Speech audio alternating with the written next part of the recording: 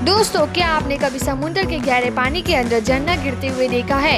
ये नज़ारा देखकर आपके भी होश उड़ जाएंगे। जी हाँ, ये है मॉरिशस के आइलैंड के पास एक ऐसी जगह है जहाँ लगता है कि पूरा समुंदर एक गहरी खाई में गिर रहा है। लेकिन क्या ये वाकई में कोई झरना है? सच तो ये है कि ये सिर्फ एक ऑप्टिकल इल्यूजन है। यहाँ की रेत और मिट्टी इस तरह बहती है कि लगता है कि पानी नीचे गिर रहा है।